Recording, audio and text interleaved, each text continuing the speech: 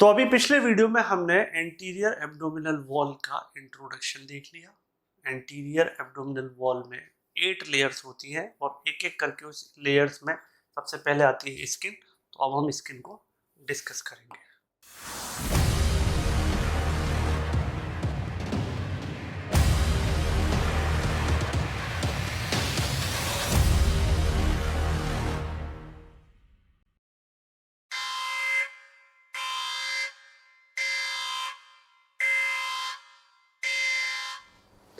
Skin.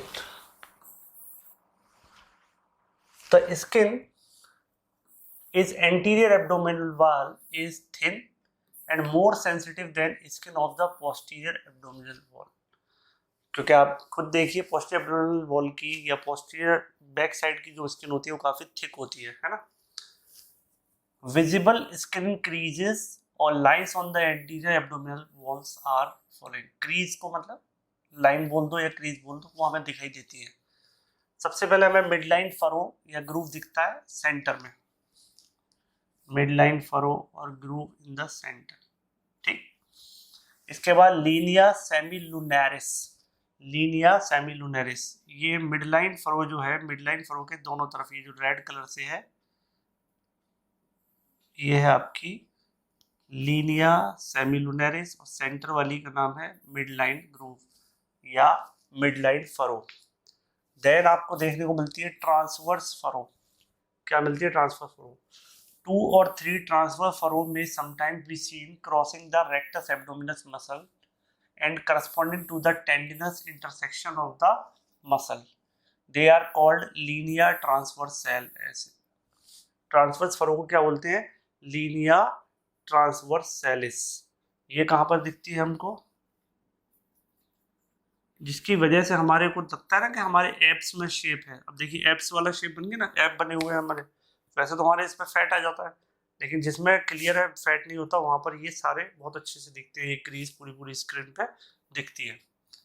Line of Venus, it is semilunar line with concavity facing upward, seen mostly in the females. ये कहाँ देखने को मिलेगी? ये लाइन ऑफ वीनस फीमेल में देखने को मिलेगी on the anterior abdominal wall between the umbilicus and pubic symphysis. ये लाइन कुछ इस तरीके से मून शेप्ड है ना। इसका जो कॉन्केविटी है ऊपर की तरफ है, convexity towards the pubic joint है। ये फोल्ड फीमेल में देखने को मिलता है टमी पे, ठीक है। Then linea gravidarum. Linea gravidarum क्या है? इसको बोलते हैं व्हाइट लाइन ऑफ प्रेगनेंसी भी बोलते हैं।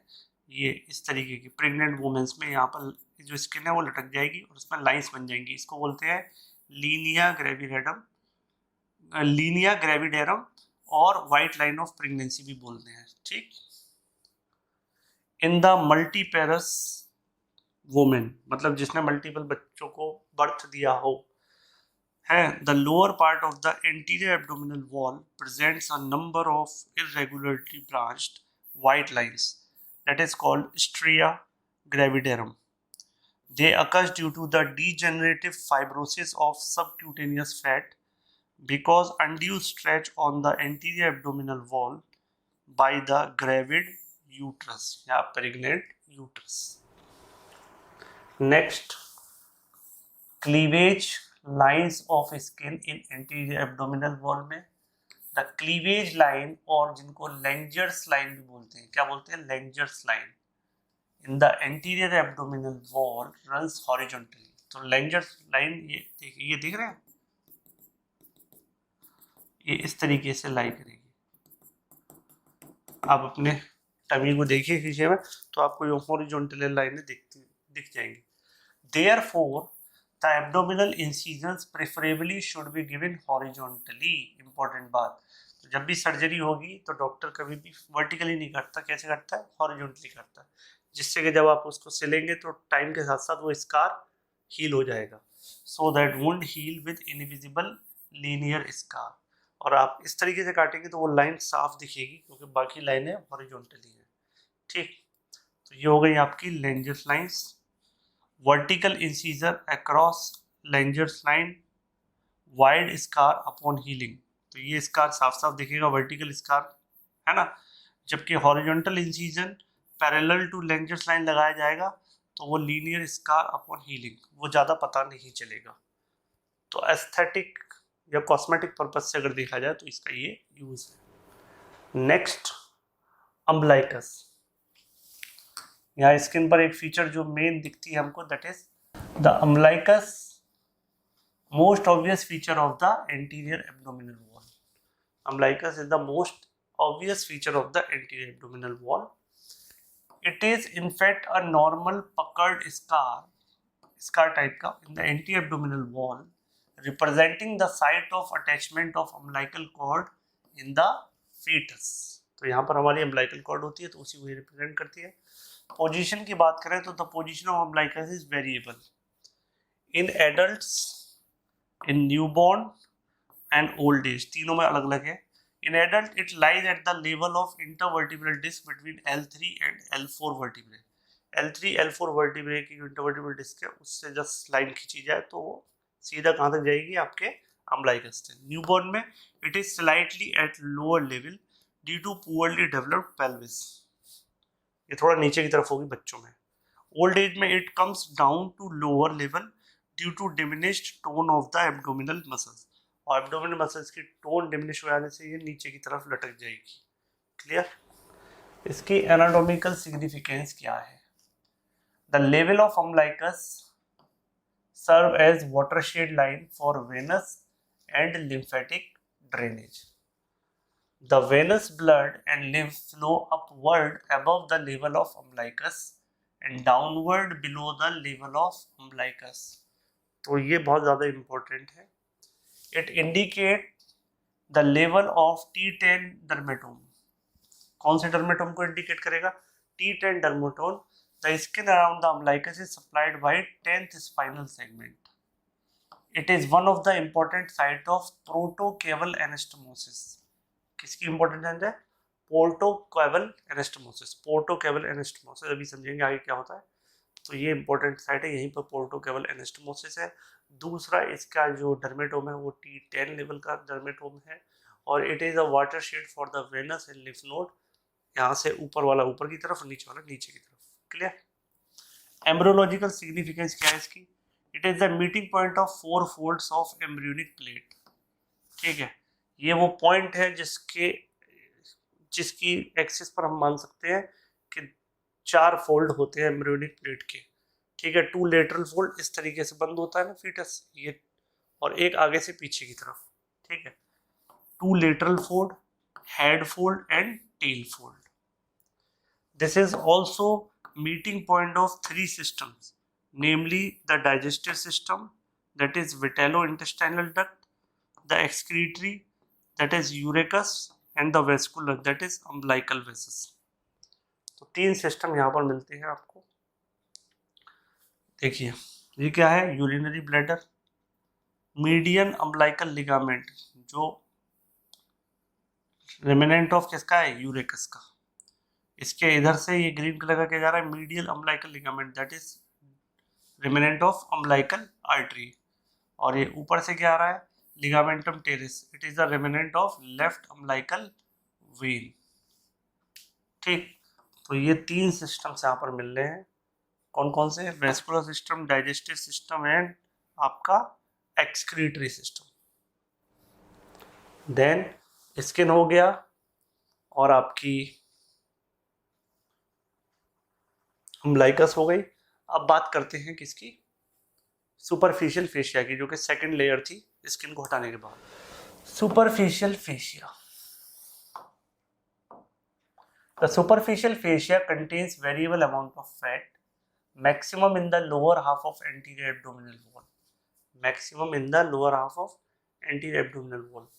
The anterior abdominal wall is major site of fat accumulation, especially in the females, leading to obesity.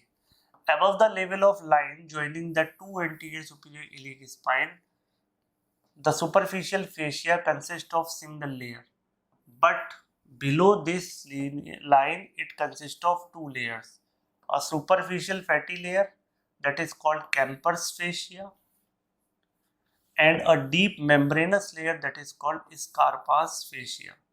ठीक है, Scarpa fascia and Camper fascia. अब देखिए मसल के ऊपर ये एंटी एब्डोमिनल वॉल है, सामने की तरफ से देख रहे हैं, साइड व्यू में देख रहे हैं, तो मसल के ऊपर ये अटैच है आपका ब्लू कलर से, दैट इज स्कार्पा फेशिया। ठीक, ये स्कार्पा फेशिया किसके, स्कार्पा फेशिया आगे जाके फेशिया ऑफ पेनिस बन जाएगा।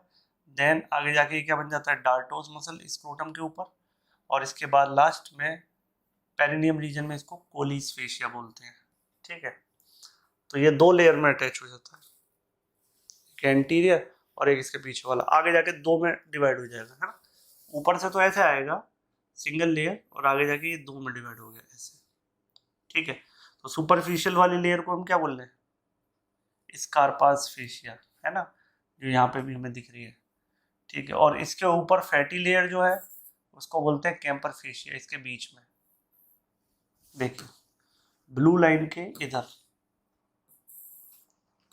ब्लू लाइन क्या है आपका, स्कार्पास फेशिया है, और इसके आगे जो ब्लैक वाली लाइन है वो क्या है, कैम्पर फेशिया। इस स्पेस में होता क्या है, the space between the two layer contains superficial epigastric, circumflex, iliac, external प्यूडेंटल vessels and superficial inguinal lymph node.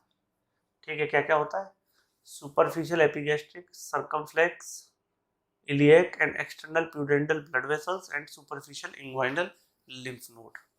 Camphor fascia or superficial fatty layer. This superficial fatty layer or superficial fascia of the abdomen is continuous with the superficial fascia of the adjoining area of the body.